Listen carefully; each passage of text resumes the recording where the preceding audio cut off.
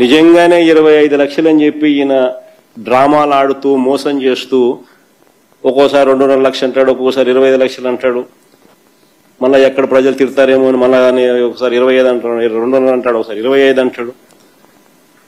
నేను అడుగుతా ఉన్నా ఇదే చంద్రబాబు నాయుడు, నెలకు 300 కోట్ల రూపాయలు చెప్పిన సంవత్సరానికి 3600 కోట్లు ఇవ్వడానికి మనసు రాని ఈ చంద్రబాబు నాయుడు నిజంగానే 25 లక్షల వరకు ఇన్సూరెన్స్ గాని చేస్తే ఇన్సూరెన్స్ ప్రీమియం 6000 కోట్లు అవుతుంది. 5-6 వేల కోట్లు అవుతుంది ఇన్సూరెన్స్ ప్రీమియం. ఇస్తాడా? మరి ఎవరికి మోసం ఇదంతా? మళ్ళీ మోసమే కదా దీని అర్థం.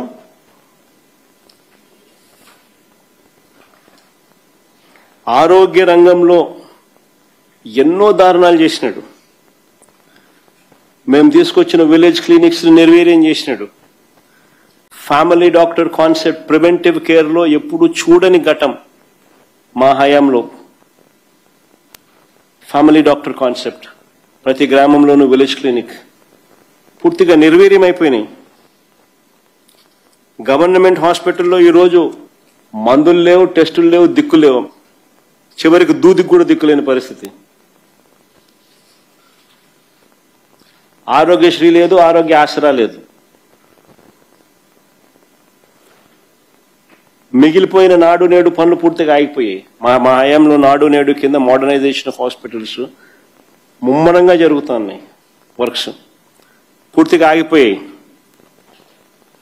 ఇప్పుడు ఇక కొత్తగా గవర్నమెంట్ కాలేజీలను కూడా ప్రైవేట్ పరం చేస్తానంటున్నాడు.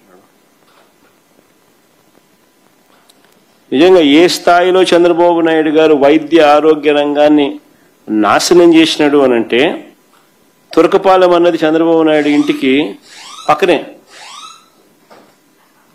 Hardly any distance. తురకపాలెం అన్నది చంద్రబాబు నాయుడు ఇంటికి కూతవేటు దూరంలో ఉంది. 2 నెలల్లో 43 మంది అంతుపట్టని వ్యాధితో చనిపోతే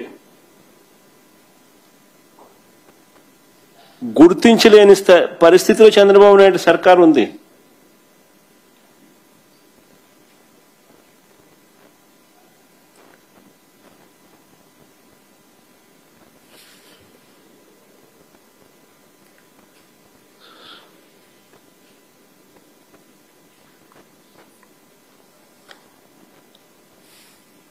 నిజంగా మా హయాంలో మేము చేసింది ఎక్కువ, చెప్పుకునేది తక్కువ. మా చేతకాల, మా వాళ్ళకు కూడా తప్పు ఉంది. చేసింది ఎక్కువ, చెప్పుకునేది తక్కువ. ఒకసారి అవి కూడా చూపించమా, అసలు ఏం చేసినామని ఒకసారి అవి కూడా ప్లే చేయొచ్చు ఒకసారి. మెడికల్ కాలేజీలు కాక ఇవన్నీ